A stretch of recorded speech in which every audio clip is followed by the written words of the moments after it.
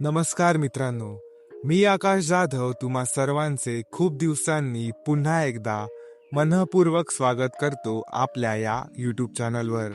हा, तर आता तुम्हाला कळालंच असेल आपण कुठे जात आहोत ते. मी हल्लीच कोकणात म्हणजे माझ्या गावी पुन्हा भेट दिली होती. तर सर्वच जण हा नव्याने 2025च्या पावसाळ्यात बांधलेला आणि पर्यटकांचे आकर्षण बनलेला काचेचा पूल बघून आले होते. परंतु माझं बघायचं राहिलं होतं. म्हणूनच लेट पण थेट हा प्लॅन आम्ही रेडी केला. मग काय, स्कूटी आम्ही ह्यावेळेस घेऊन गेलो होतो. चावी घेतली, स्कूटी स्टार्ट केली आणि निघालो ते या धबधब्याच्या दिशेने. हो, पूर्वी नापणे धबधबा ह्याच नावाने हा स्पॉट ओळखला जायचा, परंतु आता तो काचेच्या पुलाच्या नावाने ओळखला जातो. मित्रांनो, नापणे धबधबा हा माझ्यासाठी आणि माझ्या सर्व चुलत भावंडांसाठी खूप स्पेशल आहे. इथे खूप अशा बालपणीच्या आठवणी आहेत आमच्या. चला तर मग पुन्हा एकदा आमच्या सोबत या कोकणातील पहिल्या काचेच्या पुलाला भेट द्या. तर तुम्ही बघितलंच असेल, आम्ही उंबर्डेवरून वैभववाडीत जाण्याचा मार्ग निवडला आहे. तसेच जर तुम्ही वैभववाडीवरून डायरेक्ट येत असाल तर तुम्हाला प्रायव्हेट रिक्षा थ्रू या ठिकाणाला भेट देता येईल. तसेच इतर रस्त्यांविषयीची माहिती मी तुम्हाला डिस्क्रिप्शन बॉक्समध्ये नक्की देईल, तर ते देखील तुम्ही एकदा चेक करा.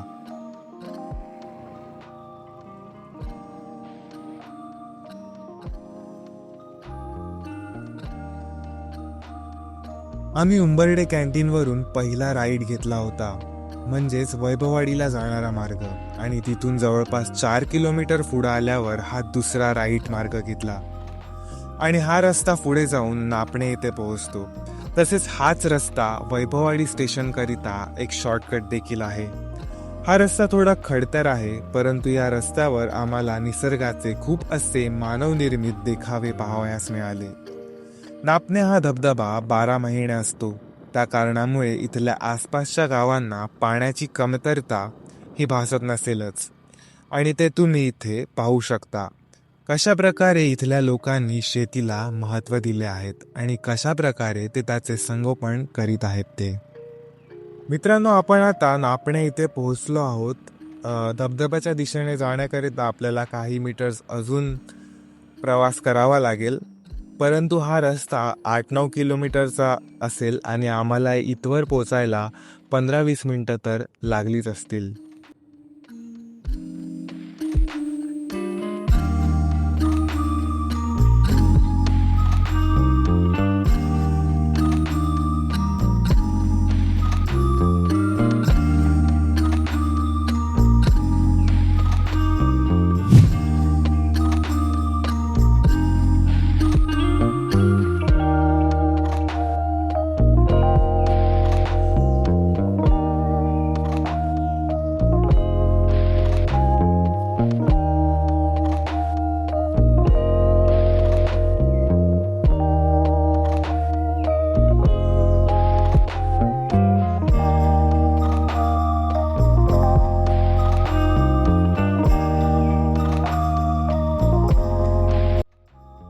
मित्रांनो, आता नुकतीच स्कूटी पार्किंग एरियामध्ये पार्क केली आणि समोर जे दृश्य तुम्ही पाहत आहात तो आहे नापणे धबधब्याच्या आजूबाजूचा परिसर, म्हणजेच एंट्रीचा परिसर.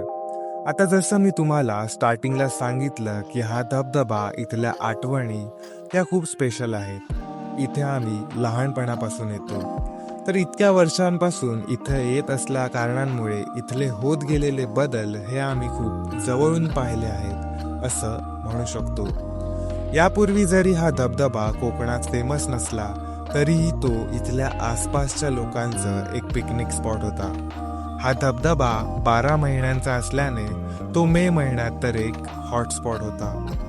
तसं तुम्हाला समोर दिसलंच असेल, ती रेड अँड व्हाईट कलरची बिल्डिंग, ते यापूर्वी एक हॉटेल होतं आणि या हॉटेलमध्ये लोक आपल्या फॅमिली सोबत स्टे करण्याकरिता यायचे. आता ते बंद आहे. याचं नेमकं कारण तर मला माहीत नाही. खूप वर्षापासून ते बंदच आहे आणि तिथलं सामान देखील जसंच्या तसं आहे. चला तर मित्रांनो, आपण आधी पुढे जाऊयात, मग काचेच्या पुलाच्या दिशेने जाऊ. पुढे एक स्पॉट आहे जिथून नापण्या हा धबधबा पूर्णतः दृष्टीस पडतो.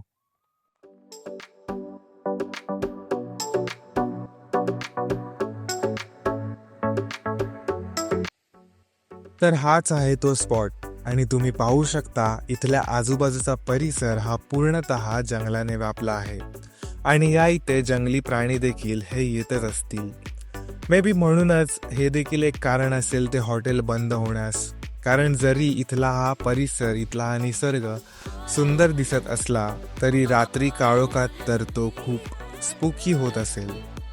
तसेच इथे येऊन तुम्हाला हा व्ह्यू पाहायचा असेल तर स्वतःची काळजी स्वतः घ्या, तसेच आपल्या फॅमिलीची काळजी देखील तुम्ही घ्या. कारण जरी ही दरी दिसायला इतकी मोठी नसली तरीही ती वरचं तिकीट काढण्याकरिता फेमस आहे.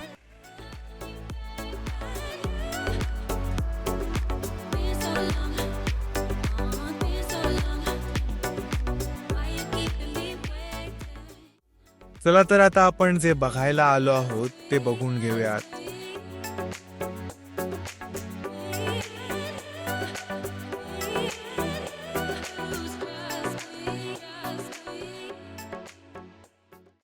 तर आपण ह्या ठिकाणी एंट्री केल्या केल्या आपल्याला इथलं कॅन्टीन तसेच चायनीज सेंटर दिसते, जिथे बसून तुम्ही नाश्ता किंवा जेवण हे ऑर्डरनुसार करू शकता. तसेच ह्या इथे समोर सूचना दिल्या आहेत, त्या देखील जर तुम्हाला या ठिकाणाला भेट द्यायची असेल तर एकदा पॉज करून नक्की वाचा.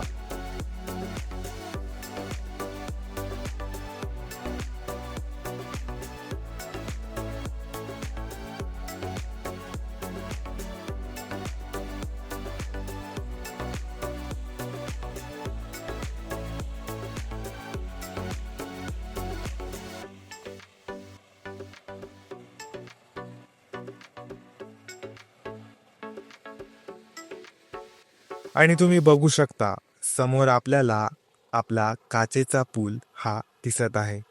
तसेच समोर जो पूल आहे त्या इथूनच आपण इथे आलो होतो आणि तिथून आपल्याला हा पूल देखील दिसला होता.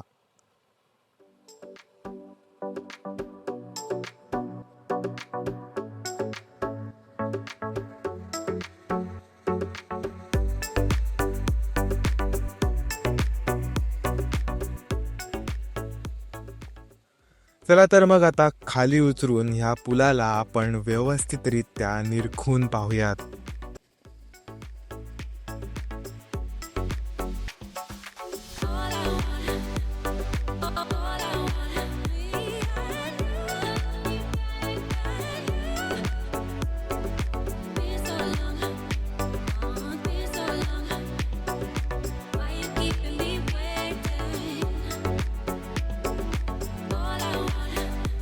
तर मित्रांनो, पावसाळ्यात या ठिकाणी भेट द्यायला मला मिळाले नव्हते, परंतु आता मी फायनली या कोकणातील पहिल्या काचेच्या पुलावरती उभा आहे आणि मला फार छान वाटत आहे. कारण कोकणात हे असे बदल घडत आहेत जेणेकरून इथल्या पर्यटकांची संख्या देखील वाढेल आणि त्याचा फायदा इथल्या लोकल्सला होईल.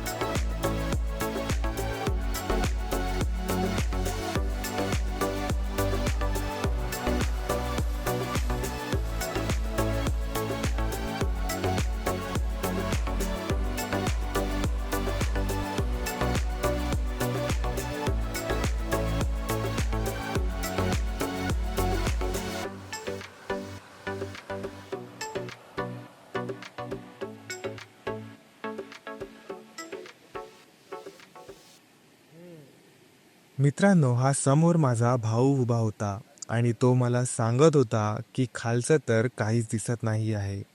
आणि हो, खालचा धबधब्याचा प्रवाह हा दृष्टीस पडत नव्हता, जो या काचेच्या पुलाचं मेन आकर्षण आहे.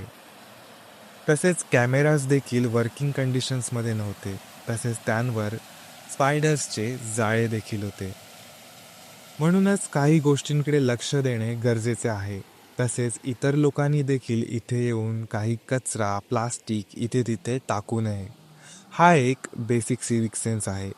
आपल्यामुळे पर्यावरणाला काही हार्म होता कामा नये याची काळजी देखील आपल्यालाच घ्यायला हवी.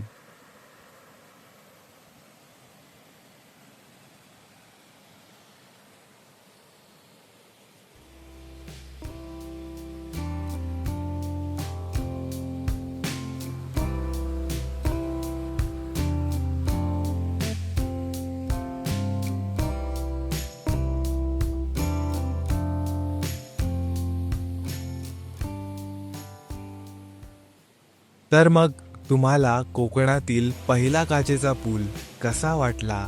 तुमच्या प्रतिक्रिया कमेंट सेक्शनमध्ये नक्की कळवा. तसेच जर तुम्हाला हा व्हिडिओ आवडला असेल तर प्लीज लाईक करा, शेअर करा आणि सबस्क्राईब करायला विसरू नका. आपली भेट होईलच पुन्हा लवकरच. तोपर्यंत बाय बाय आणि चला सोट्या